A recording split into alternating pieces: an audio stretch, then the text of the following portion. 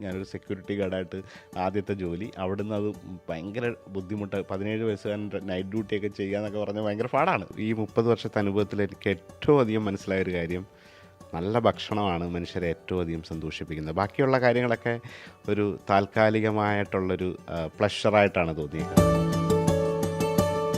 ആളുകൾക്ക് കുക്ക് ചെയ്ത് അല്ലെങ്കിൽ ഫീഡ് ചെയ്ത് കൊടുക്കുക എന്ന് പറയുന്നത് ഒരു ഭയങ്കര ഹാപ്പിനെസ്. അത് എൻജോയ് ചെയ്യുന്ന ഒരുപാട് ജനങ്ങളുണ്ട്. ഇപ്പം നമ്മുടെ ഉദാഹരണം വീടുകളിലൊക്കെ അമ്മമാരെന്നൊക്കെ പറയുന്നത് തന്നെ ഈ ഉലുവയോ മല്ലിയോ ഇതൊന്നും ജീവിതത്തിൽ ഉപയോഗിക്കുകയോ ടേസ്റ്റ് ചെയ്യാത്ത ആൾക്കാരെ ടേസ്റ്റ് ചെയ്തിട്ട് ഇത് കാണിച്ചു കൊടുത്തിട്ട് അവർ നല്ല മീൻകറിയൊക്കെ ഉണ്ടാക്കി എനിക്ക് തന്നിട്ടുണ്ട്. ഒരു കുശിനിപ്പണിക്കാരൻ എന്ന് പറഞ്ഞാൽ ഒരു താഴേക്കിടയുള്ള മനുഷ്യനാണ്.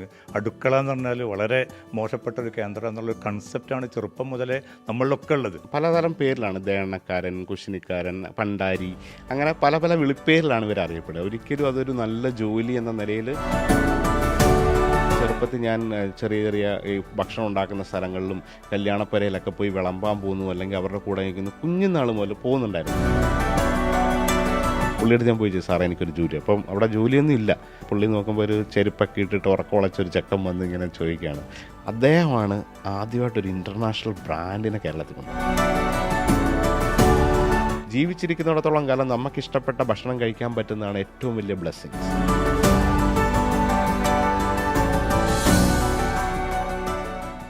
വൺ സ്റ്റോറി തുടരുകയാണ്. ഇത്തവണ നമുക്കിപ്പം ഉള്ളത് ഷെഫ് പിള്ളയാണ്. പിള്ള എന്ന് പറയുമ്പോൾ മലയാളത്തിൻ്റെ രുചിയെ ലോകത്തിന് പരിചയപ്പെടുത്തി കൊടുത്ത, അല്ലെങ്കിൽ ലോകത്തോളം അതിൻ്റെ ഒരു സന്ദേശം എത്തിക്കുന്നതിൽ വലിയ റോൾ വഹിച്ചൊരു വ്യക്തി കൂടിയാണ് ഷെഫ് പിള്ള. സ്വാഗതം വൺ സ്റ്റോറിയിലേക്ക്. നമസ്കാരം. ഫുഡാണ് മനുഷ്യനിലേക്ക് ഇങ്ങനെ ഇറങ്ങിച്ചെല്ലാനുള്ള ഏറ്റവും നല്ല ഒരു മാർഗം എന്നൊക്കെ അങ്ങനെ പറയാറുണ്ട്. അങ്ങനെ തന്നെയാണോ? തീർച്ചയായിട്ടും. അതെൻ്റെ ഈ 30 വർഷത്തെ അനുഭവത്തിൽ എനിക്ക് ഏറ്റവും അധികം മനസ്സിലായൊരു കാര്യം, നല്ല ഭക്ഷണമാണ് മനുഷ്യരെ ഏറ്റവും അധികം സന്തോഷിപ്പിക്കുന്നത്. ബാക്കിയുള്ള കാര്യങ്ങളൊക്കെ ഒരു താൽക്കാലികമായിട്ടുള്ളൊരു പ്ലഷറായിട്ടാണ് തോന്നിയിരിക്കുന്നത്. ഇപ്പോൾ ഒരു വില കൂടിയ കാറ് വാങ്ങിയാൽ, അല്ലെങ്കിൽ നിങ്ങൾക്ക് ഏറ്റവും ഇഷ്ടപ്പെട്ട ഒരു ഗാഡ്ഗറ്റ് അല്ലെങ്കിൽ വലിയ ബ്രാൻഡഡ് വസ്ത്രങ്ങളൊക്കെ വാങ്ങിച്ചാൽ കുറച്ച് നാളൊക്കെ ഉപയോഗിച്ച് കഴിയുമ്പോൾ നമുക്ക് അതിനോടുള്ളൊരു കമ്പവും വേറെ എന്തെങ്കിലിനോടൊക്കെ ആയിട്ട് വരും. അപ്പോൾ ഈ ഭക്ഷണം എന്ന് പറയുന്നത് ആളുകളെ ഇങ്ങനെ ഓരോ നേരവും ഹാപ്പി ആക്കിക്കൊണ്ടേയിരിക്കുകയാണ്. അപ്പോൾ അതെനിക്ക് സാധാരണ മനുഷ്യരും ശതകോടീശ്വരന്മാരോ അല്ലെങ്കിൽ ഇനി സെലിബ്രിറ്റിയോ ഇവർക്കെല്ലാവർക്കും ഒറ്റ ഭാവമാണ് അതിന്.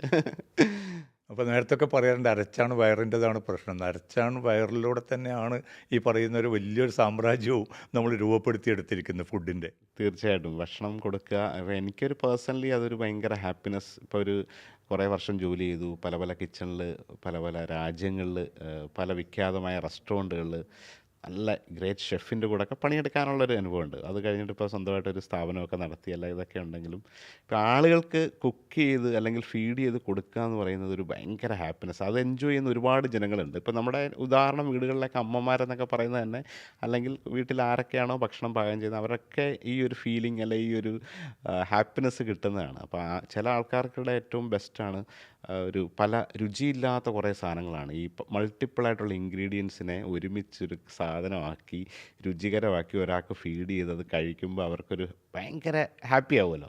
അപ്പോൾ ആ ഹാപ്പിനെസ്സാണ് നമ്മളെയും മുന്നോട്ട് ഇങ്ങനെ നയിക്കുന്നത്. ഈ കൈപ്പുണ്യം എന്നൊക്കെ പറയുന്നത് അത് തന്നെയാണോ? കൈപ്പുണ്യം അതിനെനിക്ക് ഒരു രീതിയുണ്ട്. കുറേ നാളത്തെ നമ്മളെല്ലാം കേട്ടിട്ടുള്ളൊരു കാര്യമാണ് നല്ല കൈപ്പുണ്യമുള്ള ഒരാൾ. കൈപ്പുണ്യം നമുക്ക് നേടിയെടുക്കാൻ പറ്റുന്ന ഒരു സംഭവമാണ്. അത് ആക്ച്വലി ഒരു പ്രാക്ടീസ് എന്ന് വേണമെങ്കിൽ പറയാം. അത് കാരണം എൻ്റെ ഒരു അനുഭവത്തിൽ നമ്മളിതൊക്കെ പറയും, എൻ്റെ മുത്തശ്ശി നല്ല കൈപ്പുണ്യമാണ്, അല്ല ഇന്ന ആൾക്ക് ഭയങ്കര കൈപ്പുണ്യമാണെന്നൊക്കെ പറഞ്ഞാൽ അവരത് പ്രാക്ടീസ് ചെയ്ത് അവരതിനോടുള്ള അഭിനിവേശം കൊണ്ട് നേടിയെടുക്കുന്ന ഒരു സ്കിൽ സെറ്റാണ്.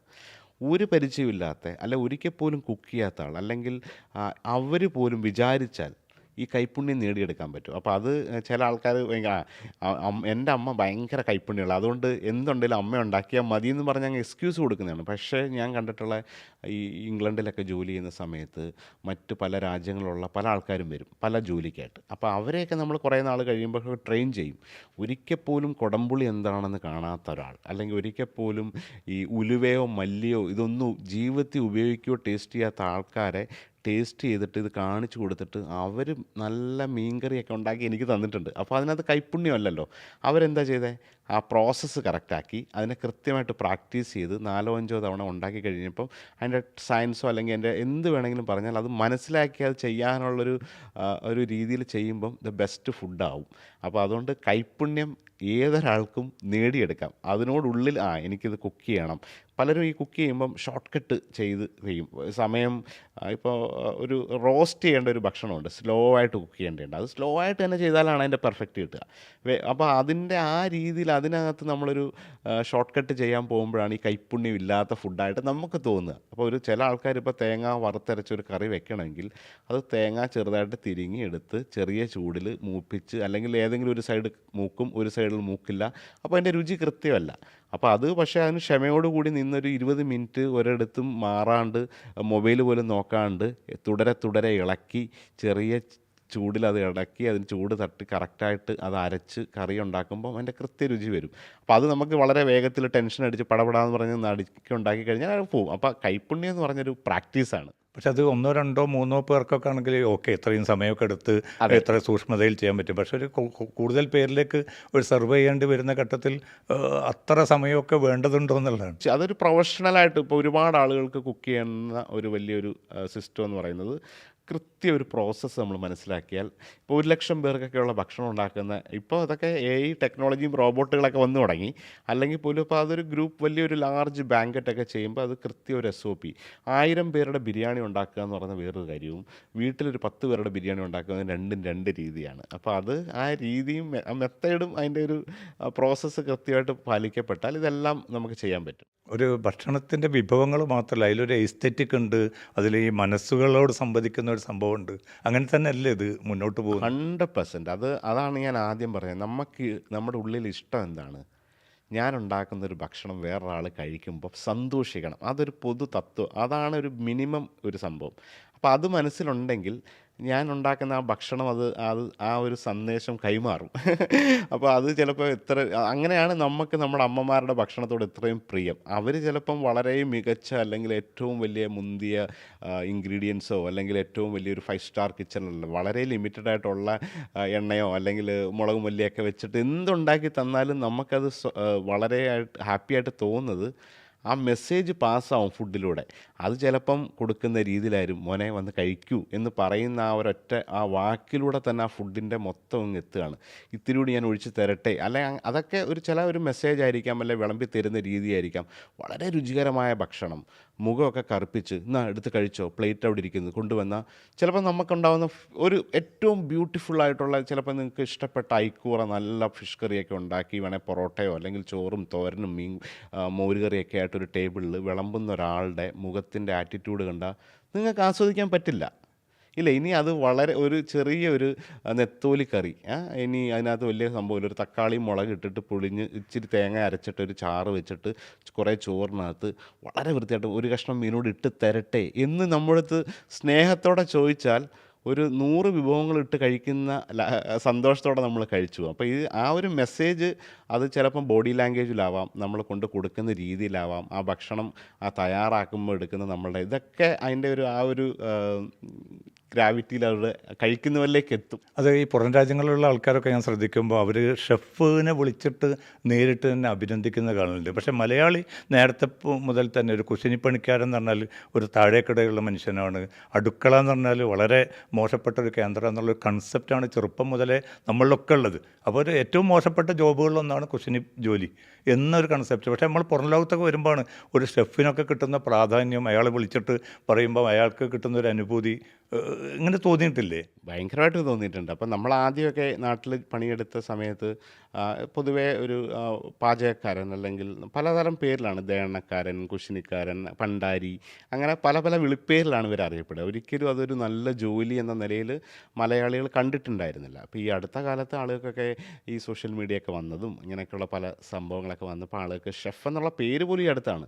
അപ്പം നമ്മുടെ ഒരു സർക്കാരിൻ്റെ ഒരു നിയമപ്രകാരം ഇപ്പം KTDC ഉണ്ട്, അങ്ങനെ പല ഹോട്ടലൊക്കെ സ്വന്തമായിട്ട് ഗവൺമെൻറ് നടന്നു. അവിടെ പോലും ഇപ്പോഴും കുക്ക് എന്നൊരു പേര് മാത്രമേ ഉള്ളൂ, ഒരിക്കലും ഷെഫ് പോലും ഇതുവരെ എത്തിയിട്ടില്ല. അപ്പോൾ ഈ കുക്ക് കുക്ക് അല്ലെങ്കിൽ ഇപ്പോൾ ഒരു മിലിറ്ററിയിലായാലും അവിടുത്തെ റിക്രൂട്ട്മെൻ്റ് ഒക്കെ വന്നാലും മെയിൻ ഷെഫിനെ പോലും കുക്ക് എന്ന് മാത്രമാണ് വിളിക്കുക. അപ്പോൾ ഈ ഷെഫ് എന്നൊരു പദമുണ്ട്, അതൊരു ഫ്രഞ്ച് വേർഡാണ്. ലോകത്ത് പാചകക്കാർക്ക് ഭയങ്കര ഫാഷനബിൾ ആയിട്ടുള്ള ജോലിയാണ്. പ്രത്യേകിച്ച് വിദേശ രാജ്യത്ത് ഇപ്പോൾ മിഡിൽ ഈസ്റ്റിലായിക്കോട്ടെ യൂറോപ്പിലൊക്കെ ആയിട്ട് വെച്ചാൽ ഷെഫ് എന്ന് പറഞ്ഞാൽ ഏറ്റവും റെസ്പെക്റ്റഡ് ആയിട്ടുള്ളൊരു പ്രൊഫഷനാണ്. അപ്പോൾ ഈ ഒരു 15 വർഷമൊക്കെ ഞാൻ നാട്ടിൽ ജോലി ചെയ്തപ്പോൾ നമ്മളത് നോർമലാണ്. നമ്മളെ കണ്ടു കഴിഞ്ഞാൽ ആരും അംഗീകരിക്കണമെന്നോ അല്ലെങ്കിൽ നല്ല ഭക്ഷണം കിട്ടിയാൽ ഒന്ന് അപ്രിഷ്യേറ്റ് ചെയ്യണമെന്നുള്ള ഒരു ബേസിക് കാര്യങ്ങളൊന്നും ആരും ചെയ്യാത്തതുകൊണ്ട് നമുക്കതിന് വിഷമവുമില്ല, നമ്മളങ്ങനെയാണ്. പക്ഷേ ഇതൊക്കെ കഴിഞ്ഞിട്ടൊരു വേറൊരു സ്ഥലത്ത് പോയി ജോലി ചെയ്തിട്ട് അവരും ഇങ്ങനെ could you please call the chef. അപ്പോൾ നമ്മൾ ആദ്യം ചെല്ലുമ്പോൾ ഒരു കംപ്ലയിൻറ്റ് പറയാനായിരിക്കും സ്വാഭാവികമായിട്ട് നമ്മളെ നാട്ടിൽ വിളിക്കാറ് എന്താണ്, അപ്രിഷ്യേറ്റ് ചെയ്യാനായിട്ട് ഒരാളും വിളിക്കാറില്ല, മോശം പറയാനായിട്ടാണ് വിളിക്കുക. അപ്പോൾ അതൊക്കെ എക്സ്പെക്റ്റ് ചെയ്യുമ്പോൾ അമേസിങ് ഫുഡ് നല്ലതാണെന്നൊക്കെ പറഞ്ഞ് നമ്മളെ സന്തോഷിപ്പിച്ചാണ് വിടുക. അപ്പോൾ അത് ഇപ്പോൾ പക്ഷേ വലിയൊരു മാറ്റം കേരളത്തിലുണ്ട്. അപ്പോൾ ഷെഫ് എന്നുള്ള ഒരു വലിയ പണ്ട് ഈ ഒരു തൊഴിൽ ഇപ്പോൾ ഒരു ഹോട്ടൽ മാനേജ്മെൻറ്റ് ഡിഗ്രി പഠിച്ചിട്ടൊക്കെ ആണല്ലോ ഇത് വരേണ്ടത്. അത് ഒരു മെയിൻ മെഡിസിനോ എഞ്ചിനീയറിങ്ങിനോ ഒക്കെ കിട്ടാണ്ട് വരുന്നവർക്ക് മാത്രമുള്ളതെന്നുള്ളതാണ്.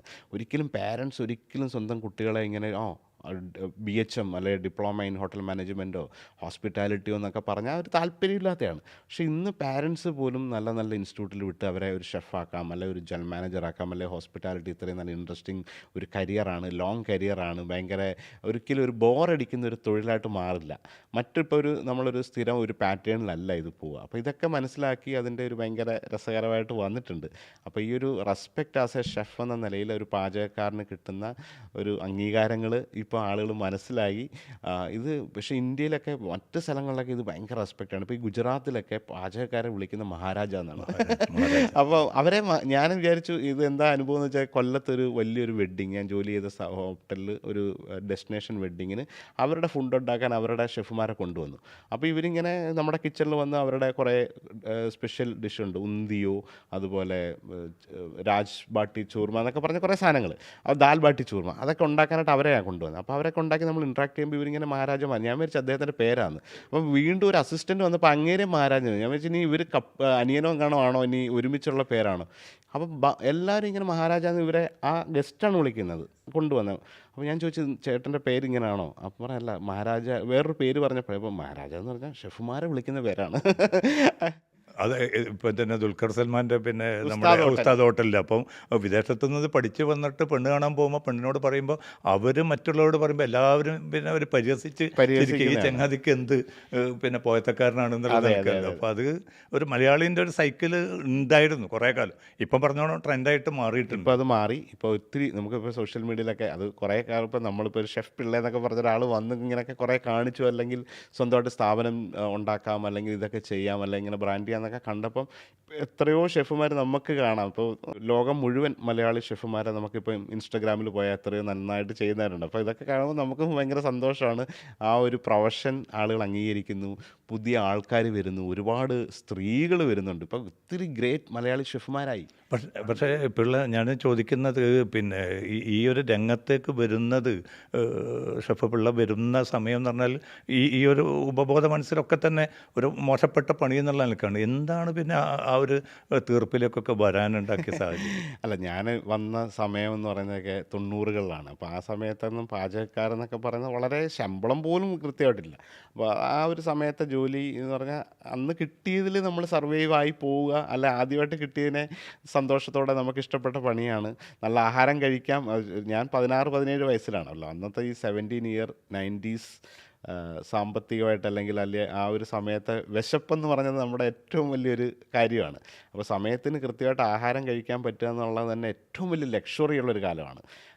നമുക്ക് 3 നേരം കൃത്യമായിട്ട് നമുക്കിഷ്ടപ്പെട്ട ഭക്ഷണം കിട്ടുക എന്ന് പറയുന്നത് സാധ്യമായി അറിയാമല്ലോ. അപ്പോൾ ആ സമയത്ത് ഒരു ഹോട്ടൽ തൊഴിലാളിക്ക് ഇതെല്ലാം കിട്ടും, എന്തൊക്കെ വേണമല്ലോ. അപ്പോൾ അന്ന് എൻ്റെ ഏറ്റവും വലിയ ഹാപ്പിനെസ് നല്ല ഭക്ഷണം കഴിക്കാം. പിന്നീടാണ് ഒരു ഷെഫ് ആവാം, അല്ല ഇങ്ങനെയൊക്കെ ചെയ്യാമെന്നൊക്കെ മനസ്സിലാക്കി അതിൻ്റെ കാര്യങ്ങളൊക്കെ ആയപ്പോൾ ആ ഏർലി സ്റ്റേജിൽ തന്നെ എനിക്ക് മനസ്സിലായി, ഇത് കൊള്ളാം, ഇതൊരു നല്ല കരിയറാണ്, ഇത് നമുക്ക് കുറേ കാര്യങ്ങൾ എനിക്ക് ഇതിനകത്ത് കുറേ കഴിവുണ്ടെന്ന് സ്വയം തിരിച്ചറിയും. അപ്പോൾ ആ സ്വയം നമ്മളൊരു ഏത് മേഖലയിലായാലും നമുക്കതിനകത്ത് എത്രമാത്രം എക്സൽ ചെയ്യാൻ പറ്റുമെന്ന് തിരിച്ചറിയുകയും അതിന് വേണ്ടിയിട്ട് കുറച്ച് എഫർട്ട് നമ്മൾ ആഡ് ചെയ്യുമ്പോഴാണ് അവിടെ മാജിക് ഉണ്ടാവുന്നത്. അപ്പോൾ അങ്ങനെയാണ് എനിക്ക് ഒരു പഠിത്തം അല്ലെങ്കിൽ അക്കാഡമിക്കലി എങ്ങും പോകാൻ പറ്റിയിട്ടില്ല, അല്ലെ പ്രൊഫഷണലായിട്ട് എനിക്ക് പഠിക്കാൻ പറ്റില്ല. 10ാം ക്ലാസ് കഴിഞ്ഞു, പ്രീ ഡിഗ്രി കംപ്ലീറ്റ് ചെയ്യാൻ പറ്റാണ്ടാണ് ഈ മേഖലയിലോട്ട് എത്തപ്പെട്ടത്. അവിടെ നിന്നിട്ട് പിന്നീട് പഠിക്കാൻ പോകണോ അല്ലെങ്കിൽ ജോലി ചെയ്യണോ എന്നൊക്കെ ഉള്ളൊരു കൺഫ്യൂഷനിൽ നമ്മൾ ആ കരിയറിനെ കുറേ കൂടെ ഡീപ്പായിട്ട് സ്നേഹിച്ചു, അല്ലെ ഡീപ്പായിട്ട് അറിയാൻ ശ്രമിച്ചു. അതിന് വേണ്ടിയിട്ട് കുറേ എഫർട്ട് എടുത്തു. അപ്പോൾ ആദ്യത്തെ 15 വർഷമൊന്നും നമ്മളെ ആരും അറിയുന്നില്ലല്ലോ. എത്രയോ മണിക്കൂറുകളൊക്കെ ഓരോ സ്ഥാപനങ്ങളിലൊക്കെ ജോലി ചെയ്ത് നേടിയ അനുഭവം കൊണ്ടാണ് പിന്നീടത് എൻ്റെ ഗുണമായിട്ട് ഇങ്ങനെ വന്നത്. അപ്പോൾ അന്ന് ഒരിക്കൽ പോലും ഞാൻ വിചാരിച്ചതല്ല ഒരു ഷെഫ് ആവുമെന്നോ ഷെഫ് എന്താണെന്നോ ഒക്കെയുള്ള കാര്യം.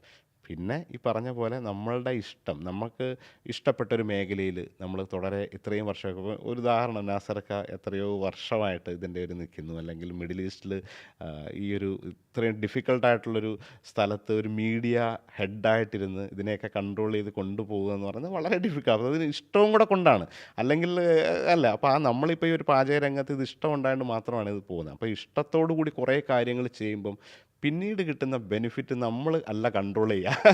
അപ്പോൾ അതിൻ്റെ കാര്യം കൊണ്ട് ആണ് ഇതൊക്കെ ഇങ്ങനെ സംഭവിക്കുക. അപ്പോൾ കൊല്ലം ജില്ലയിൽ പിന്നെ ഷെഫ് പിള്ള അവിടുത്തെ ഈ നേരത്തെ പറഞ്ഞ പോലെ വളരെ പ്രതികൂലമായിട്ടുള്ള സാമ്പത്തിക സാഹചര്യങ്ങൾ, പഠനം പോലും വലിയ പിന്നെ സുഖമായിട്ട് മുന്നോട്ട് കൊണ്ടുപോകാൻ പറ്റാത്തൊരു സാഹചര്യം. പക്ഷേ ആ ഘട്ടത്തിലൊക്കെയും മലയാളി ഒരു പുരുഷൻ അടുക്കളയിലേക്ക് വിളിക്കുക, അല്ലെങ്കിൽ മക്കൾ ആൺകുട്ടികളെ അടുക്കളയിലേക്ക് കൊണ്ടുവരിക എന്നുള്ളത് അമ്മമാരൊക്കെയും മടിക്കുന്നൊരു കാര്യമാണ്. അത് പെൺകുട്ടികൾക്ക് മാത്രമുള്ള ഒരു സംഭവമാണ്. അവരത് ചെയ്താൽ മതി, മറ്റുള്ളവർക്ക് അത് വേണ്ട.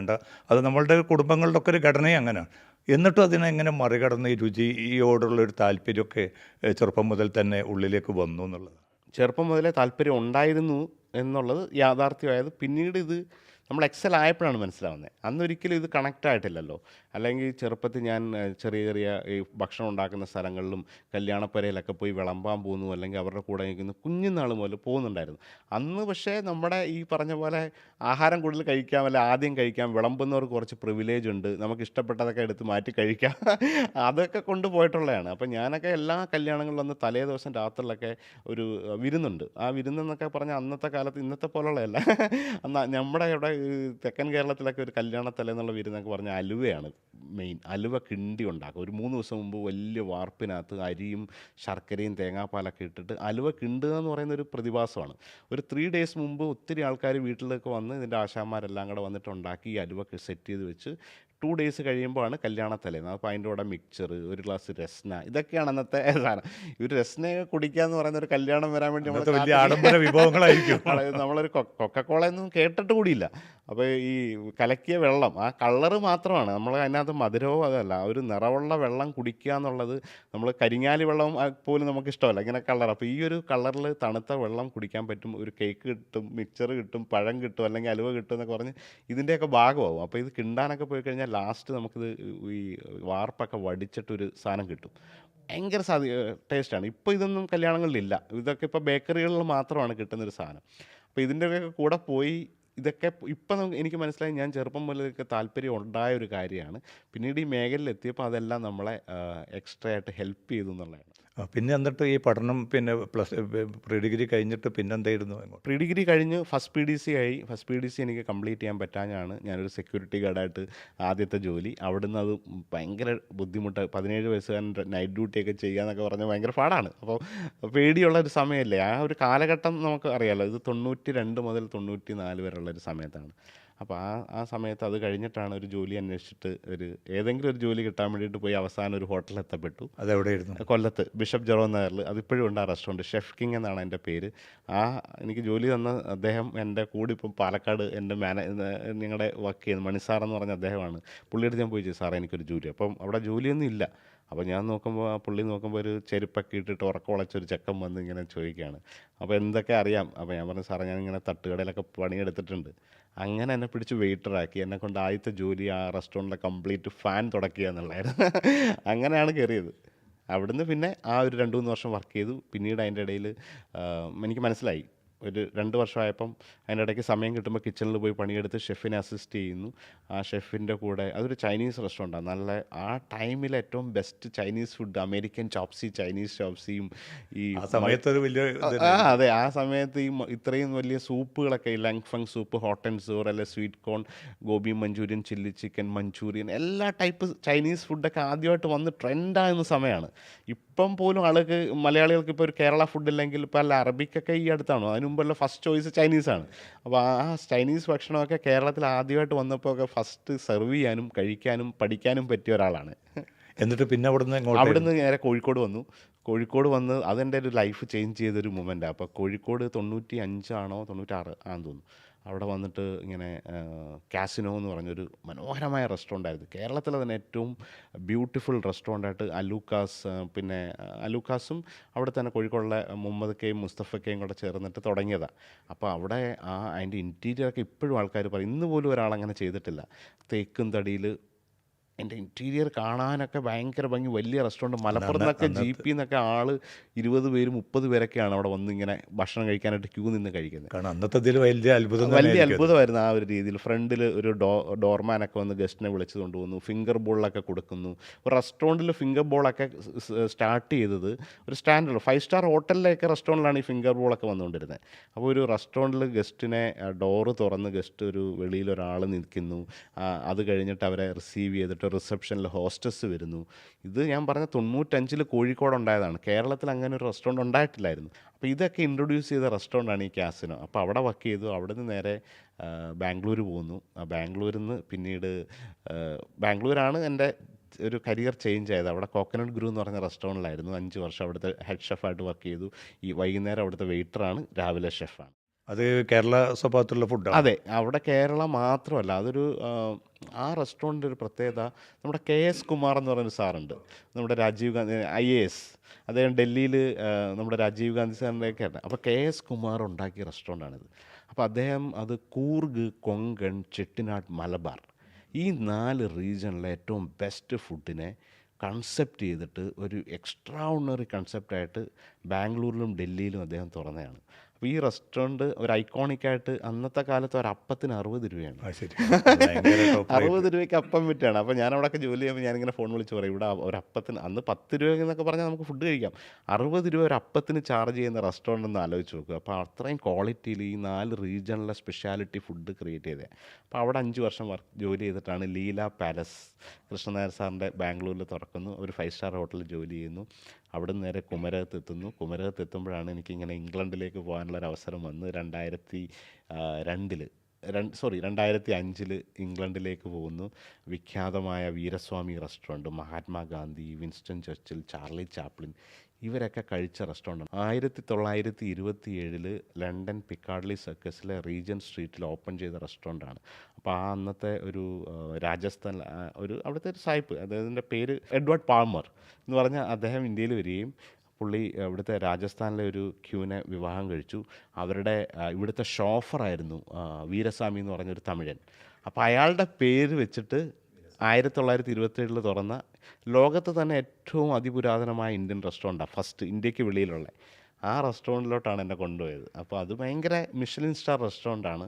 അങ്ങനെ അവിടെ ഒരു 6 വർഷം ജോലിയെടുത്തു. അവരുടെ കമ്പനി തന്നെ, ആ ഒരു കമ്പനി ഒരു ഒത്തിരി നല്ല നല്ല റെസ്റ്റോറൻറ്റ് അവിടെയൊക്കെ ജോലി ചെയ്ത് 2011 നമുക്ക് ബ്രിട്ടീഷ് സിറ്റിസൺ കിട്ടുന്നു.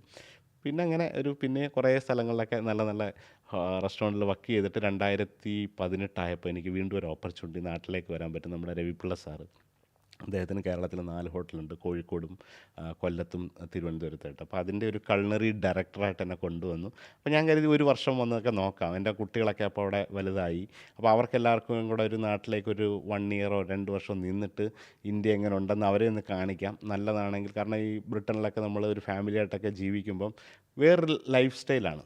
പിന്നെ നമ്മുടെ നാടുമായിട്ടുള്ളൊരു ബന്ധമൊക്കെ വേറൊരു രീതിയും വേറൊരു കൾച്ചറുമായിട്ട് അവർ. അപ്പം പക്ഷെ സാധാരണഗതിയിൽ വളരെ അവസരങ്ങൾ നോക്കിയാൽ ഏറ്റവും കൂടുതൽ നമ്മൾ അവിടെ തന്നെ നിൽക്കരുത് നല്ലത്. എന്നിട്ടും അങ്ങനെ ആരും വരില്ല. എല്ലാവരും എന്നോട് ചോദിച്ചു എന്ത് ഭയങ്കര ഒരു മോശം ഡിഷനാണ് അത്. അന്ന് എനിക്ക് 40 വയസ്സായിട്ടില്ല. അപ്പോൾ 40 വയസ്സെന്നൊക്കെ പറഞ്ഞ ഷെഫുമാരുടെ ഒരു നല്ല എൻ്റെ ഏറ്റവും ബെസ്റ്റ് പൊസിഷനിലൊക്കെ നിൽക്കുകയാണ്.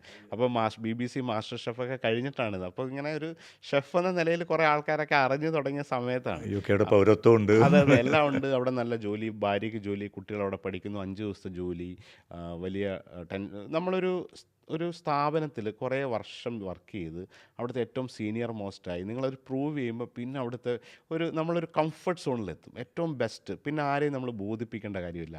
You can make decisions, you can make. അപ്പോൾ അതൊക്കെ മാനേജ്മെൻറ്റ് നമ്മളെ അംഗീകരിക്കുന്ന ഒരു സമയം എന്ന് അത് ഒരു കാലഘട്ടം നമ്മൾ കൊടുക്കുമ്പോൾ കിട്ടുന്നതാണ്. അപ്പോൾ പെട്ടെന്നൊരു സ്ഥാപനത്തിൽ കയറി നിങ്ങൾ എത്ര വലിയ ടാലൻ്റ് ആയാലും ഒരു 1 ഇയർ കൊണ്ട് ചിലതൊക്കെ നേടാതിരിക്കാം. പക്ഷേ നമ്മളുടെ ഒരു ക്യാരക്ടറൊക്കെ ഫുള്ള് നമ്മളുടെ മനസ്സിലാവുന്ന ഒരു ടൈമുണ്ട്. അത് ചിലർക്ക് 5 വർഷമാവാം, ചിലർക്ക് 10 വർഷമാവാം. ചില കമ്പനിയിലൊക്കെ കുറേ വർഷം വർക്ക് ചെയ്തിട്ടാണ് ഇത് നേടിയെടുക്കുക.